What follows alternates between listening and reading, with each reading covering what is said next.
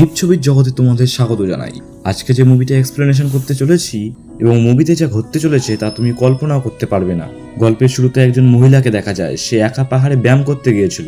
হঠাৎ তার পেছন থেকে একটা বুনো মানুষ লাফিয়ে বেরিয়ে আসে। হঠাৎই ভয়ঙ্কর পরিস্থিতিতে পড়ে এমলি চিৎকার করতে থাকে, কিন্তু চারপাশে শুধু নির্জন বন, কেউ তার ডাকে সাড়া দেয় না। এমলি এবার বুনো মানুষটার কাছে অনুরোধ করে, কিন্তু লোকটা সানগ্লাস খুলে ভয়ঙ্কর চোখে তার দিকে তাকায়। মার খেয়ে এমলির মুখ ফুলে যায়। সে আর প্রতিবাদ করার সাহস পায় না। বুনো মানুষটা তার গলায় দড়ি বেঁধে দেয় আর তাকে যেন কুকুরের মতো টানতে টানতে যেতে থাকে। কয়েক ঘন্টা হাঁটার পর সন্ধ্যা নেমে আসে। শক্তিহীন এমিলি আরো হাঁটু গেড়ে অনুরোধ করে, কিন্তু লোকটা ছুরি বের করে হুমকি দেয়, পালানোর চেষ্টা করলে আজ রাতে শেষ করে দেবো। এরপর সে তার হাত পা বেঁধে ফেলে। তারপর সে মাটিতে বসে মেয়েটার দিকে তাকিয়ে থাকে। পরের দিন হঠাৎ একটা হেলিকপ্টার উড়ে আসে। বুনো মানুষটা বিষয়টা বুঝে গিয়ে দ্রুত তার মুখ চেপে ধরে। বেচারি এমিলি এভাবেই বাঁচার সুযোগ হারিয়ে ফেলে। অবশেষে সে বাধ্য হয়ে বলে সে আর পালানোর চেষ্টা করবে না। এ কথা শুনে লোকটা দড়ি খুলে দেয়, এমনকি তাকে শুকনো হরিণের মাংসও খেতে দেয়। এমিলি বুঝতে পারে লোকটার মধ্যে একটু হলেও মানবতা আছে। সে পুরোপুরি পাগল বা নিষ্ঠুর না। আসলে এই বুনো মানুষটা ছোটবেলা থেকে এই জঙ্গলে থাকে। একাকিত্বে ভোগে সে সবসময় একজন সঙ্গী খুঁজেছিল। দুর্ভাগ্যবশত এমিলি তার চোখে পড়ে যায়। লোকটা ভেবেছিল এতদিনের একাকিত্ব শেষ হতে চলেছে, কিন্তু সাহসী স্বভাবের এমিলি এখনো পালানোর সুযোগ খুঁজছিল।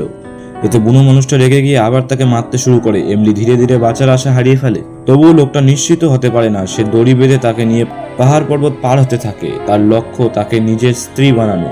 খারাপ পাহাড় দেখে যেখানে হরিণও ভয় পায়, সেই পাহাড়ের লোকটা সহজে উঠে যায়। কিন্তু এমিলি একটু উঠতেই ক্লান্ত হয়ে পড়ে। সে আবার অনুরোধ করে দড়িটা খুলে দিতে, কারণ সে কোথাও পালাতে পারবে না। লোকটা তার অসহায় চেহারা দেখে কিছুটা মায়া পায়। সে ধীরে ধীরে তার গলার দড়ি খুলে দেয়।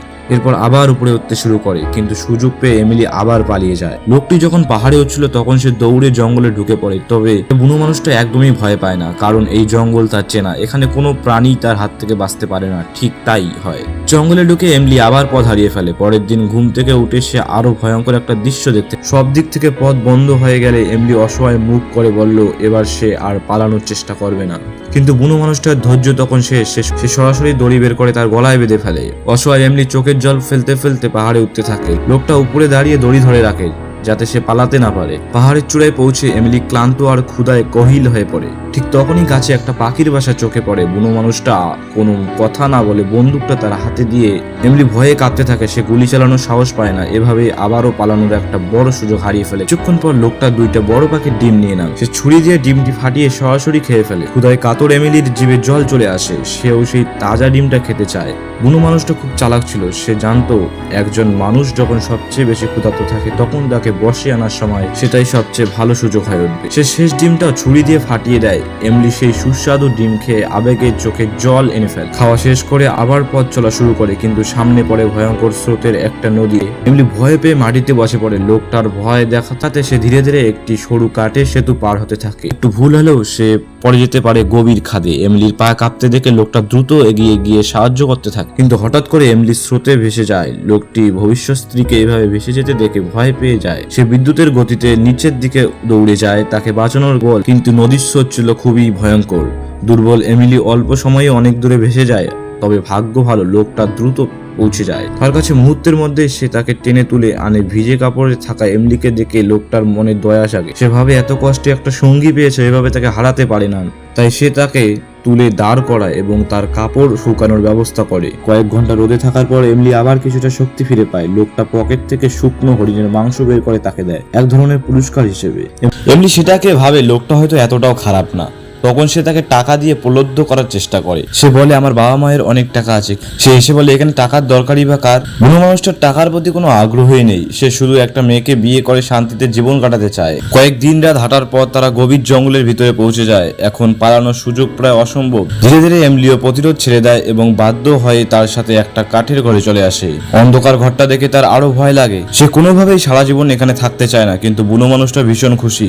সে নিজের ভবিষ্যতে সুন্দর জীবনের স্বপ্ন দেখতে থাকে। মেয়েটাকে খুশি করার জন্য সে তার সঞ্চিত পশুর চামড়া এনে দেয়। এটাই তার সবচেয়ে মূল্যবান উপহার। কিন্তু এমিলি এসবের প্রতি একদমই আগ্রহী না। সে শুধু এখান থেকে পালাতে চায়। এর বুনো মানুষটা বলে একবার এই পশুর চামড়ায় শুয়ে দেখো, অভ্যাস হয়ে গেলে আর যেতে চাইবে না। ভয়ে কাঁপতে কাঁপতে এমিলি পশুর চামড়ার উপর শুয়ে পড়ে। হঠাৎই সে নরম আর আরামদায়ক অনুভূতি পায়। সে একটু স্বাভাবিক হয়ে লোকটার সাথে কথা বলা শুরু করে, চেষ্টা করে ভালোবাসা দিয়ে তাকে বদলাতে। কিন্তু বুনো মানুষটা বোকা না। সে বুঝে যায় মেয়েটা এখনো পালাতে চায়, তাই আবার দড়ি দিয়ে তার হাত পা বেঁধে ফেলে। তারপর বন্দুক নিয়ে শিকার করে করতে বের হয়ে যায়। অসহায় এমিলি সারাদিন ওই বিছানায় পড়ে থাকে, কিন্তু সে হাল ছাড়ে না, দড়ি খুলতে চেষ্টা করতে থাকে। হঠাৎ সে খেয়াল করে তার ব্যাগে একটা পিস্তল আছে। সে চুপি চুপি সেটা লুকিয়ে রাখে, সুযোগ পেলেই লোকটাকে মারবে এই পরিকল্পনা করে। কিছুক্ষণ পর বুনো মানুষটা ফিরে আসে হাতে একটা তাজা খরগোশ নিয়ে, কিন্তু ঘরে কিছু অস্বাভাবিক বুঝতে পেরে সে রেগে গিয়ে এমলিকে চেপে ধরে। ভাগ্য ভালো সে লুকোনো পিস্তলটা খুঁজে পায় না। দড়ি খুলে দিয়ে সে খরগোশটা রান্না করতে শুরু করে। এমন জীবন সে বহু বছর ধরে স্বপ্ন দেখেছে, আজ অবশেষে সেটা সত্যি হয়েছে। কয়েক দশক পর এমলিকে কাছে পেয়ে দেয়ালের সাথে ঠেলে দেয়, তারপর ছুরি বের করে তার কাপড় কাটতে শুরু করে।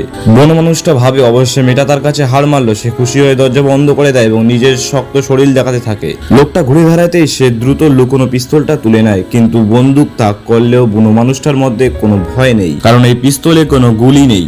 এই সময় বুনো মানুষটা যেন বিয়ের জন্য পাগল হয়ে গেছে। সে আর অপেক্ষা করতে না পেরে মেয়েটার কাপড় ছিঁড়তে শুরু করে। জীবনের প্রতি সব আশা হারিয়ে ফেলে এমলি নিরুপায় হয়ে পশুর চামড়ার উপর শুয়ে পড়ে। ঠিক তখনই হঠাৎ করে বুনো মানুষটা থেমে যায়। কি যেন হয় তার, সে হঠাৎ করে জোরে জোরে কাঁদতে শুরু করে। এভাবেই এমলি কোনো মতে সেই রাতটা নিরাপদে পার করে। পরের দিন লোকটা নদীর ধারে মাছ ধরতে যায় আর এমলি পাশে বসে মুখ ধুচ্ছিল। হঠাৎ সে দেখতে পায় একজন শক্তপোক্ত বয়স্ক শিকারী দাঁড়িয়ে আছে।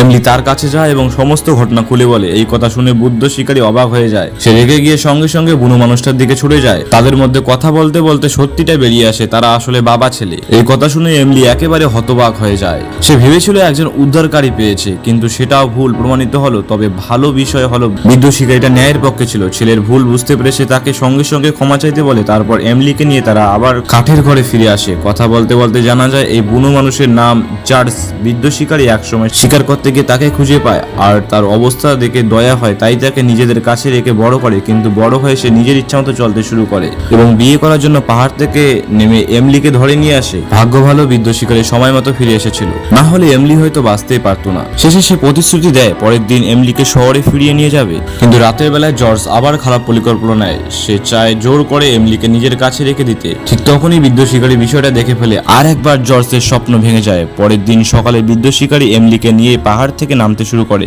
জর্জের মন খারাপ হলেও তার কিছু করার থাকে না। শেষ পর্যন্ত সে নিজেই এমলিকে নিরাপদে পৌঁছে দিতে সঙ্গে যায়। পথে তারা অনেক বিরল প্রাণী দেখতে পায়। বৃদ্ধ শিকারী ধৈর্য ধরে এমলিকে প্রকৃতি আর প্রাণীদের সম্পর্কে শেখাতে থাকে। তারা বহু বছর ধরে এখানে থাকলেও এই বিরল প্রাণীগুলিকে কখনো ক্ষতি করেনি, শুধু মাঝে মাঝে খাবারের জন্য কয়েকটা খরগোশ শিকার করত। এমলি তখন মুগ্ধ হয়ে এসব দেখছিল। হঠাৎ আকাশে একটা হেলিকপ্টার আসে। তারা দেখে উপর থেকে কিছু শিকারী একটা হরিণকে গুলি করে মেরে ফেলে। এমলি ভাবে এরা নিশ্চয়ই তাকে উদ্ধার করতে এসেছে। সে পাগলের মতো দৌড়ে গিয়ে সাহায্য চাইতে থাকে। এটা দেখে জর্জ রেগে আগুন হয়ে যায়। সে সরাসরি গুলি করে একজন শিকারীকে মেরে ফেলে। এমলি যখন সেখানে পৌঁছায় ততক্ষণে হেলিকপ্টার উড়ে চলে গেছে আর এদিকে জর্জ পুরোপুরি নিয়ন্ত্রণ হারিয়ে ফেলেছে। যেহেতু সে ইতিমধ্যে একজনকে মেরে ফেলেছে, তাই আর কাউকে মারার কোনো দ্বিধা তার নেই। রাত গভীর হলে সে চুপি চুপি বৃদ্ধ শিকারীকে অজ্ঞান করে ফেলে। মুক্তির একটু আশা পাওয়া এমিলি আরো ভয়ঙ্কর বিপদে পড়ে যায়। পাগল হয়ে যাওয়া জর্জ তাকে টেনে নিয়ে যায়। এমনি প্রাণপণে চেষ্টা করে প্রতিরোধ করতে, কিন্তু আবারও মার খায়। শেষ পর্যন্ত পথে পথে তার ছেঁড়া কাপড় ছড়িয়ে পড়ে থাকে। এমলি অবশ্য তাদের অবস্থান সেই বৃদ্ধ শিকারীকে বোঝাতে তার ছেঁড়া কাপড় ছড়িয়ে দিতে থাকে। পাহাড়ের চূড়ায় পৌঁছে তারা হঠাৎ একটি হরিণ দেখতে পায়। জর্জ সঙ্গে সঙ্গে বন্দুক তুলে গুলি করে তাকে মেরে ফেলে। তারপর মাথা কেটে নেয় বাড়ি নিয়ে গিয়ে খাওয়ার জন্য। এদিকে এমলি বুদ্ধি করে পথে পথে নিজের কাপড়ের টুকরো ফেলে রাখে যেন কেউ তাকে খুঁজে পায়। বৃদ্ধ শিকারীর এই জ্ঞান ফিরে পেয়ে সঙ্গে সঙ্গে তাদের খুঁজতে বের হয়। সে কাপড়ের টুকরোগুলো দেখে পথ ধরে এগোতে থাকে, কিন্তু সে পৌঁছানোর আগেই জর্জ দেখে ফেলে। জর্জের হুমকিতে এমলি ভয়ে চেপে রেখে হরিণটা কাটতে বাধ্য হয়। অবশেষে জর্জ সেই মাংস খেতে পারে, যার জন্য সে এতদিন লোভ করেছিল। কিন্তু এমলির এত ঘৃণা লাগে যে সে খেতেই পারে না। এতে জর্জ আবার রেগে যায় এবং তাকে জোর করে জামা খুলতে বলে। অসহায় এমলি বাধ্য হয়ে তা করে। তার সৌন্দর্য দেখে জর্জ মুহূর্তে নিজের হুঁশ হারিয়ে ফেলে, কিন্তু ঠিক পরের মুহূর্তে সে অবাক হয়ে যায়। এমনি ছিল চতুর, তার সাথে একটা ফাঁদ পেতে বন্দুকটা নিজের হাতে নিয়ে নেয়। কিন্তু আশ্চর্যজনক ভাবে জর্জ একদমই ভয় পায় না। সে এতটাই নির্লজ্জ ছিল যে বন্দুক তাক করা থাকলেও তার কোনো অনুতাপ নেই। আর এমলি সে কাউকে গুলি করে মারার সাহস পায় না, তাই সে বাধ্য হয়ে আবার দৌড়ে পালায়। কিন্তু দুর্ভাগ্যবশত তার পা পিছলে পড়ে যায় ঠান্ডা নদীর জলে। কষ্ট করে একটা পাথরের উপর উঠে সে হাঁপাতে থাকে আর পেছনে দাঁড়িয়ে জর্জ তাকে উস্কাতে থাকে। ঠিক সেই সংকটময় মুহূর্তে একটা ভাসমান কাঠের গুঁড়ি তার সামনে এসে এমনি দ্রুত সেটার উপর উঠে নিজেকে ভাসিয়ে দেয়। নদীর নিচের দিকে ভেসে যেতে যেতে সে সামনে একটা ট্রেন দেখতে পায়। সে দৌড়ে গিয়ে সাহায্যের জন্য চিৎকার করে, কিন্তু ট্রেনটা ধরতে পারে না। এদিকে পাগল হয়ে যাওয়া জর্জ তার পেছনে এসে পড়ে। সতর্কবার্তা উপেক্ষা করে এমলির সামনে এগোতে থাকে। হঠাৎ একটা জোরে গুলির শব্দ হয়। পেছনে ফিরে এমলি তাকিয়ে দেখে বৃদ্ধ শিকারী জর্জকে গুলি করে মেরে ফেলেছে। অনেকদিন বন্দী থাকার পর অবশ্যই এমলি মুক্তি পায়। আর এমনই একটি সিনের মধ্য দিয়ে দিয়ে গল্পটি এখানে শেষ হয়ে যায়। গল্পটি আপনাদের কেমন লেগেছে অবশ্যই কমেন্ট করে জানাবে, আর চ্যানেলে নতুন হয়ে থাকলে চ্যানেলটিকে সাবস্ক্রাইব করতে ভুলবেন না। ভালো থাকবেন সবাই।